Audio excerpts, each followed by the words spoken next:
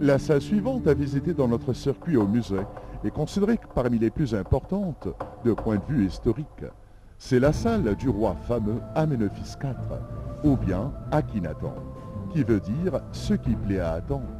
À Héliopolis, centre du culte solaire, il a reçu son éducation et se trouva frontalement influencé par l'enseignement du clergé d'Amon-Rê à Thèbes. À peine intronisé, il supprima le culte officiel d'Amon-Rê pour introduire celui d'Aton, le dieu unique. Et c'était donc la première révolution religieuse remarquable dans l'histoire ancienne pharaonique. Akhenaton abandonna ainsi Thèbes au sud du pays dans sa 4e année du règne et fit transférer la capitale dans sa nouvelle résidence au Moyen-Égypte. Il appela Architatan, ou bien l'horizon d'Atan, actuellement à Tal el Amarna. La statue représente ainsi le roi Akhenaton sur ses 2 bras croisés sur le cœur, avec l'étoffe et le rouleau signe du pouvoir royal. Dans un état osiarique, le visage allongé, le némès sur la tête, l'urarus et le copra sur le front, et une fausse barbe cérémoniale allongée. Les cuisses sont gonflées et le ventre étendu.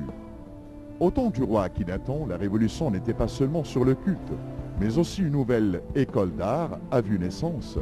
C'était donc une liberté d'expression d'art, aboutie à l'exagérance, loin des contraintes traditionnelles.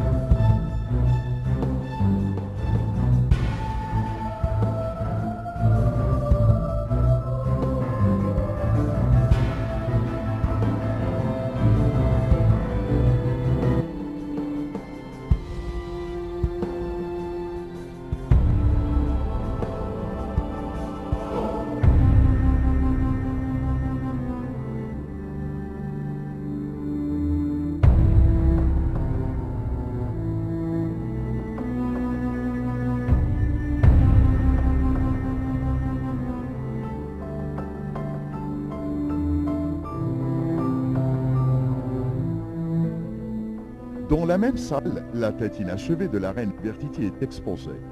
On connaît peu de choses sur l'origine de Nefertiti, la belle épouse du roi Akhenaton. Nefertiti était toujours le support de son époux, croyant et adhérant à son nouveau culte religieux, était avec lui à Tel el Amarna. Cette tête de la reine est d'une beauté extrême et exceptionnelle. Le visage ovale traduit la sensibilité et la noblesse d'une femme d'esprit.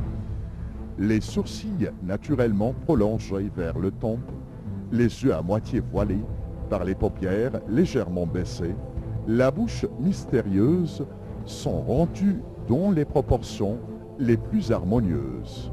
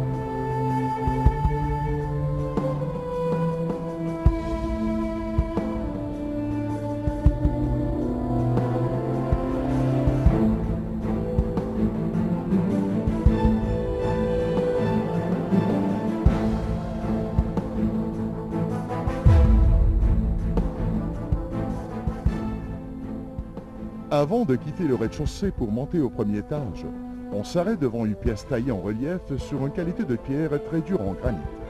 Une scène qui représente le roi Ramsès II, roi très fameux de la 19e dynastie Nouvel Empire. Le roi est ainsi en état de massacre des ennemis, 3 ennemis qui les tient par la tête, chacun d'eux représente le danger provenant des pays frontiers. Le roi, dans l'autre main, il tient une massue et s'apprête à les écraser par cette massue, dans une scène traditionnelle de massacre des ennemis du pays.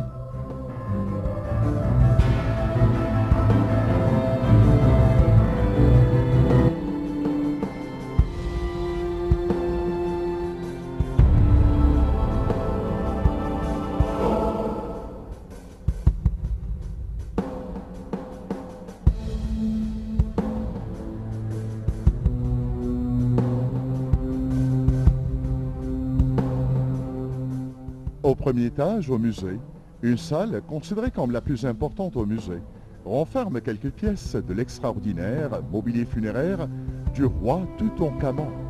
Ce roi jeune et très fameux dans l'histoire ancienne pharaonique, non à cause de sa puissance et sa souveraineté au pouvoir suprême sur l'Égypte, mais car sa tombe était la seule et qui n'était pas pillée ni volée. En 1922, c'était la découverte de la tombe à la Vallée des Rois, à la rive gauche du Nil, à Thèbes, par l'égyptologue anglais Carter.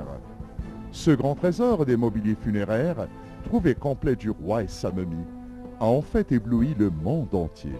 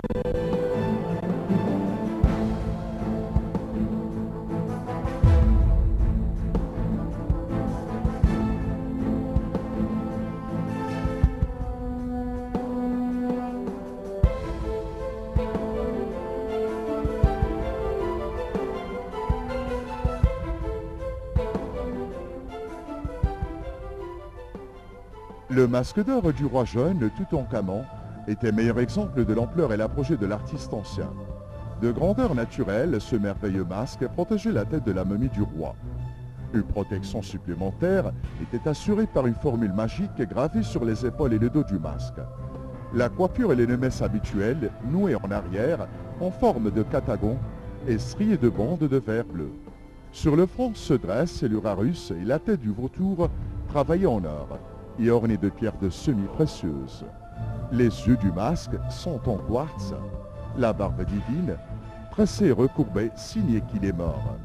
À vraiment dire, un chef-d'œuvre d'un travail incomparable, le masque, un beau portrait que ce masque nous offre d'un monarque très fameux au monde, digne de respect et d'éblouissement.